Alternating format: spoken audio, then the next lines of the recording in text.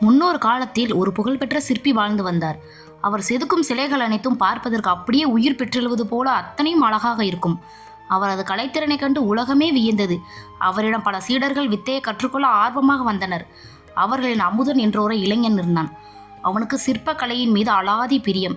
எப்படியாவது தன் குருவை விட சிறந்த சிலைகளை செதுக்க வேண்டும், உலக புகழ்பெற்ற சிற்பியாக வேண்டும் என்று மிகப்பெரிய கனவோடு அவன் உழைக்க தொடங்கினான். ஆரம்பத்தில் அமுதன் ஒரு கல்லை எடுத்து சில வாரங்கள் கஷ்டப்பட்டு ஒரு சிலையாக செதுக்கினான். ஆவலோடு அதை தன் குருவிடம் கொண்டு போய் காண்பித்தான். குரு அந்த சிலையை நீண்ட நேரம் உற்று பார்த்தார். பிறகு ஒரு புன்னகையோடு, மிகவும் நன்றாக இருக்கிறது அமுதா, ஆனால் சிலையின் வலது தோள்பட்டையிலும் கண்களின் வடிவத்திலும் இன்னும் கொஞ்சம் நேர்த்தி தேவைப்படுகிறது. அடுத்த முறை இன்னும் கவனமாய் செய் என்று சில குறைகளை கூறினார். அமுதன் சோர்ந்து போகவில்லை. சரி, அடுத்த முறை இதைவிட சிறப்பாக செய்ய வேண்டும் என்று மனதிற்குள் நினைத்து கொண்டு மீண்டும் ஒரு புதிய கல்லை தேர்ந்தெடுத்து இரவு பகலாக உழைத்து அடுத்த சிலாரூபத்தை செதுக்கினான். இரண்டாவது சிலையை கொண்டு சென்ற போது குரு, அமுதா, முந்தைய சிலையை விட இது எவ்வளவோ பரவாயில்லை. ஆனால் ஆடையின் மடிப்புகளிலும் முகத்தின் பாவங்களிலும் இன்னும் உன்னுடைய முழு திறமை வெளிப்படவில்லை. இன்னும் முயற்சி செய் என்றார். இப்படியே ஒவ்வொரு முறையும் அமுதன் முழு மூச்சோடு சிலைகளை செதுக்குவதும் அவனது குரு அதில் ஏதாவது குறை கண்டுபிடித்து திருத்த சொல்வதுமாக பல மாதங்கள் கடந்தன. ஒரு கட்டத்தில் அமுதனுக்குள் ஒரு விதமான விரக்தியும் கோபமும் தலைக்கேறியது. நாம் இவ்வளவு தூரம் கஷ்டப்பட்டு கைகள் இரத்த வரும் அளவிற்கு ஒளிய செதுக்கினாலும் நம் குரு ஒரு முறை கூட நம்மை முழுமையாக பாராட்டவே இல்லையே. அவருக்கு நம் திறமையின் மீது பொறாமை போலிருக்கிறது என்று தவறாக நினைக்க தொடங்கினான். மனமுடைந்த அமுதன் அன்றோடு தனது குருவின் ஆசிரமத்தை விட்டு வெளியேறினான். ஊரின் மையப்பகுதியில் தனியாக ஒரு சிற்பக்கூடத்தை தொடங்கினான். அங்கு அவன் செதுக்கிய சிலைகள் அனைத்தும் மக்கள் மத்தியில் நல்ல வரவேற்பை பெற்றன. மக்கள் அவனை பாராட்டினர். அவனது சிலைகளை அதிக விலைகள் கொடுத்து வாங்கினர். அமுதனுக்கு புகழும் பணமும் குவிய தொடங்கியது. அவனுக்குள் இருந்த கர்வம், பார்த்தீங்களா, என் குரு தேவையில்லாமல் என் சிலைகளை குறை கூறினார், ஆனால் இன்று இந்த உலகமே என்னை அங்கீகரித்து விட்டது என்று எண்ண வைத்தது. ஆனால் அந்த சந்தோஷம் சில வருடங்கள் மட்டும்தான் நீடித்தது. தேக்க நிலையும் விழிப்பும். சில வருடங்கள் கழித்து அமுதன் ஒரு விஷயத்தை கவனித்தான். ஆரம்பத்தில் அவனது சிலைகள் ஆர்வமாக வாங்கிய மக்கள் இப்போது அவனது கூடத்திற்கு வரதை குறைத்து கொண்டனர்.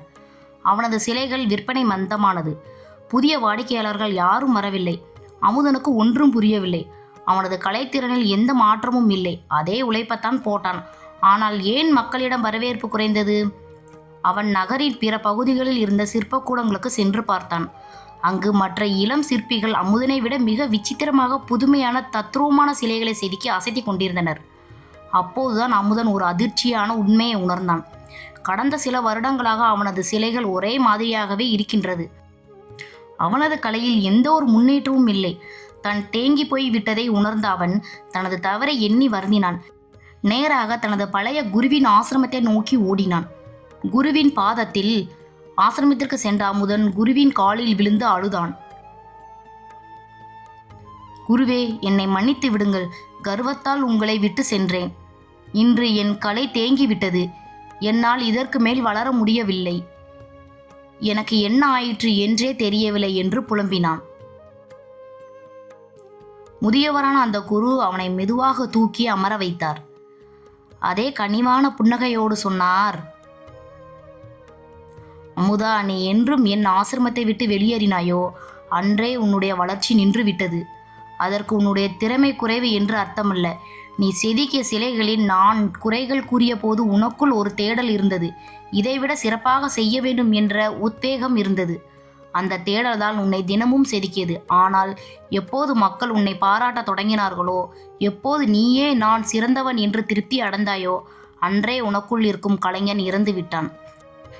ஒரு கலைஞனுக்கோ அல்லது வாழ்க்கையில் முன்னேற்றம் துடிக்கும் ஒரு மனிதனுக்கோ தான் செய்வதே சிறந்தது, தனக்கு எல்லாம் தெரியும் என்ற மனநிலை வந்துவிட்டால் அவனது வளர்ச்சி அங்கேயே முடிந்து விடுகிறது. வாழ்க்கையின் அசல் பாடம் குரு தொடர்ந்தார். நான் உன் சிலைகளை குறை கூறினேன் என்றால் உன் திறமையை குறைத்து மதிப்பிடவில்லை.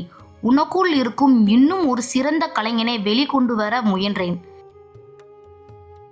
விமர்சனங்களும் குறைகளும் நம்மை தாழ்த்துவதற்காக அல்ல, நம்மை இன்னும் கூர்மையாக்குவதற்குத்தான்.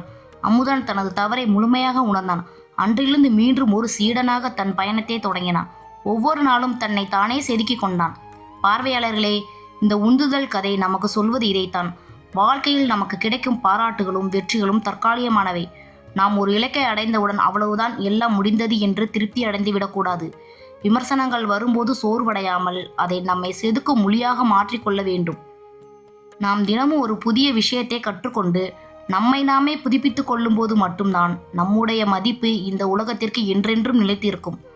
ஓடும் தண்ணீர் தான் சுத்தமாக இருக்கும், தேங்கு தண்ணீர் பாசியாக மாறிவிடும். எப்போதும் ஓடிக்கொண்டே இருங்கள், முன்னேறி கொண்டே இருங்கள். உங்களுக்கு வேறு ஏதாவது தலைப்பில் கதை வேண்டுமென்றால் கமெண்ட்ல சொல்லுங்கள். ஸ்டோரி வித் ஜோதி சேனலை சப்ஸ்கிரைப் செய்து கொள்ளுங்கள். நன்றி.